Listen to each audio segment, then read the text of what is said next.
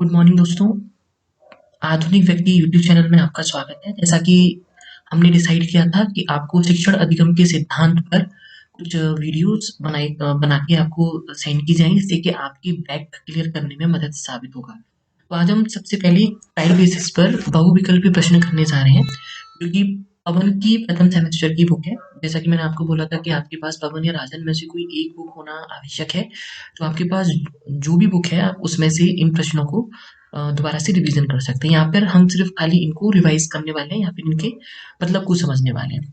और हमारी पढ़ने का तरीका ऐसा रहेगा कि हम एक एक शब्द को पढ़ें, जैसे कि आप उसको अच्छे से कॉन्सेप्ट बना लें, और अगर आपको वहाँ लिखने के लिए कुछ भी आता है तो आप उसे आसानी से लिख सकें। तो हम पहला क्वेश्चन देखते हैं। पहला क्वेश्चन है, शिक्षण का अभिप्राय है। तो दोस्तों देखिए, इसका आंसर है अ। लेकिन आंसर तो आपको पता है, लेकिन इसका मतलब आपको समझना हो, ताकि ये आपको काफी वक्त तक याद रहे।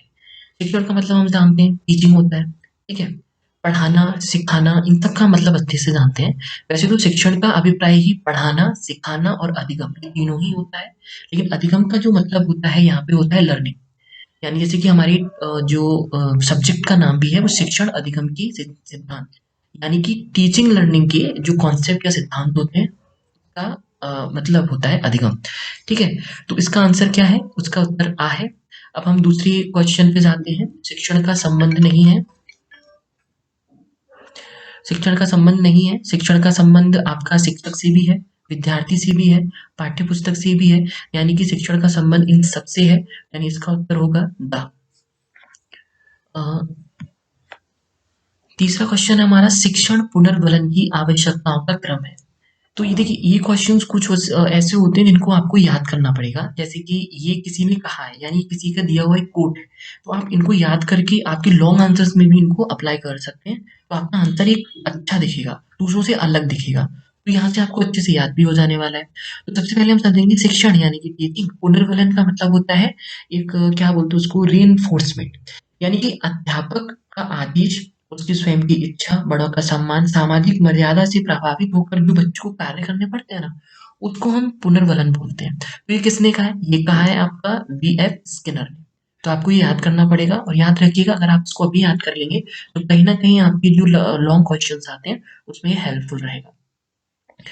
अब हमारा क्वेश्चन नंबर 4, शिक्षण सीखने के लिए दी जाने वाली प्रेरणा, निर्देशन निर्देशन एवं प्रोत्साहन है, किसकी परिभाषा है? तो ये भी हमको याद करना पड़ेगा, और हमारे लॉन्ग आंसर्स में आप इसको उपयोग कर सकते हैं। कैसे उपयोग कर सकते हैं? हम सीधा लिख सकते हैं कि शिक्षा सीखने के लिए दी जाने वाली प्रेरणा, निर्देशन निर्देशन एवं प्रोत्साहन है, तो हम इसको आसानी से लिख सकते हैं। तो हमारा आंसर हो जाएगा आ। शिक्षण प्रक्रिया में स्तंभ हैं, इसके चार स्तंभ, सॉरी इसके 3 स्तंभ होते हैं। हम आगे बढ़ते हैं। हमारा क्वेश्चन नंबर 6 है, शिक्षण होता है, टीचिंग क्या हो जाता है? सुनियोजित होता है, यानी प्री प्लान्ड होता है। प्री प्लान्ड का मतलब होता है कि आप पहले से किसी की उसको प्लान कर लेते हैं, उसकी योजना बना लेते हैं, उसके आधार पर आप बाकी कार्य करते हैं, जैसे कि हम अपने दैनिक जीवन में करते हैं। जैसे कि आपके कई पाठ्यक्रम हैं, जैसे कि अगर स्कूली शिक्षा को बोला जाए तो वो सुनियोजित होती है। आपको 1 वर्ष के अंदर उसको कंप्लीट करना है। आपकी दुमाही, तिमाही, चौमाही जितने भी पेपर होते हैं वो आपको सारे देने हैं। तो यानी कि वो क्या होता है, वो आपकी सुनियोजित होती है। प्रेरणात्मक, प्रेरणा यानी कि एक वो मोटिवेशनल होना चाहिए, आपको उसकी प्रेरणा आनी चाहिए। कभी-कभी क्या होता है ना कि आप शिक्षक जो होते हैं बच्चों को प्रेरणा प्रेरणा नहीं देते, उनसे आदेश देते हैं। तो ये ऐसा होना चाहिए कि बच्चों को प्रेरणा भी मिले, जैसे कि वो किसी कार्य को करने के लिए, आपके साथ भी हुआ होगा, आप किसी कार्य को करने के लिए किसी शिक्षक ने बहुत मोटिवेट किया होगा आपको, तो आपको उस कार्य करने की इच्छा होती होगी। सुझावात्मक यानी कि कोई सुझाव, जैसे कि मान लीजिए किसी शिक्षक ने किसी को आदेश दिया, आप उसको आदेश में ना बदल के आप उसको सुझाव में दीजिए कि आप इस कार्य को ऐसे भी कर सकते हैं, आप आदेश न दीजिए। तो इस तरह से शिक्षण होता है, सुनियोजित होता है, प्री प्लान्ड होता है, प्रेरणात्मक होता है, सुझात्मक या सजेस्टिव होता है। यानी कि उपरोक्त सभी इसका आंसर है। शिक्षण के समक्ष शिक्षण में समस्याएं आती हैं। सबसे पहले तो शिक्षण माध्यम की समस्या होती है। मान लीजिए कि मैं किसी ऐसी जगह से आ रहा हूँ जहाँ पे मुझे जो मेरी मदर टंग है वो डिफरेंट है। एक तो वो माध्यम हो गया, ठीक है। को एजुकेशन में सह शिक्षा यानी कि जो को एजुकेशन होती है उसमें डिफरेंस हो गया है हमारे। इंडिविजुअल भिन्नता भी हमारे काफी हो जाती है पर्सनली, जैसे कि मैं कहीं से हूँ, आप कहीं से हैं। यानी कि इसमें सारे के सारे शिक्षण माध्यम की समस्या, सह शिक्षा भिन्नता और व्यक्तित्व भिन्नता, तीनों ही इसके आंसर हैं। अपव्यय एवं अवरोधन संबंधित है। जब जब आप बहुविकल्पीय प्रश्न करते हैं ना, तो उसकी कुछ जो टर्मिनोलॉजीज़ हैं, आप उन्हें याद कर लीजिए, आपकी लॉन्ग में वो बहुत हेल्पफुल होने वाले हैं। जैसे कि अपव्यय एवं अवरोधन, सुनने में इतना खतरनाक लगता है ये, लेकिन इसका जो मतलब है बहुत ही ईज़ी है, आप इसको आसानी से समझ जाएँगे।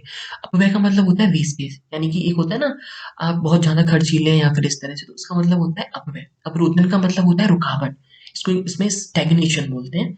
आप सर्च कीजिएगा गूगल पे, अपव्यय का मतलब वेस्टेज और अवरोधन का मतलब स्टैग्नेशन। तो अब वेस्टेज का मतलब क्या है? मतलब कि किसी बच्चे की जो प्राइमरी एजुकेशन है, प्राथमिक शिक्षा वो पूरी होने से पहले ही किसी स्तर पर उसके बच्चे की समय से पहले वापसी, यानी कि उसको उसने वहाँ पे रोक दिया है। उससे पहले उसकी वापसी को ही वेस्टेज या अपव्यय कहते हैं। और अवरोधन क्या होता है? यानी कि रुकावट। एक वर्ष से अवधि के लिए एक ही कक्षा में एक बच्चे के प्रतिधारण को, यानी कि उसको वहीं पे बनाए रखने को अवरोधन कहा जाता है। तो हम इसको अवरोधन कहते हैं। तो इसका अपव्यय एवं अवरोधन संबंधित है, इसका आंसर होगा द समास से। साविद्या या विमुक्त्या, शिक्षा का उद्देश्य किस विचारधारा का मानना है, आप इसको अपनी लॉन्ग में भी यूज कर सकते हैं। इसका है आंसर आ, यानी उसका उत्तर है आ आदर्शवादी। आगे के लेक्चर्स में हम और डीपली इसको हम समझ के करने वाले हैं। ठीक है, तो आप मुझे बताइए कि आपको ये कैसे लगा, और आप और किस तरह से इसको और बेहतर बनाना चाहेंगे, तो उस तरह से आपके अनुसार इस चीज़ को कर दिया जाएगा। और अगर आपको कोई और सब्जेक्ट यानी इंग्लिश या मैथ्स किसी और भी वीडियोज़ चाहिए, so please just let me know in the comment box. I will try to make a video on individual subject, but my but मेरा जो एक कॉन्सेंट्रेट है वो जिसमें सबसे ज़्यादा बैक आई हुई है, उनको क्लियर करवाना है। So just help me out with this, I will help you out, you will help me out as well. तो हम मिलके इस बैक को क्लियर कर लेंगे, डरने का कोई ज़रूरत नहीं है। आसानी से हो जाएगा। अगर आप, हाँ, मेरा फिर से यही कहना है, आप पवन की या राजन की सीरीज को लेके उसको ही करिए, किसी और सोर्स पे जाने की आपको आवश्यकता नहीं है। बाकी अगर कुछ क्वेश्चन आंसर आपको मिल जा रहे हैं तो आप उनको पढ़ लीजिए, लेकिन बेसिक आपका यही होना चाहिए। ठीक है, so thank you for the time, and please like share and subscribe जरूर कीजिएगा, और कमेंट में बताइएगा कि आपको वीडियो कैसी लगी। Thank you.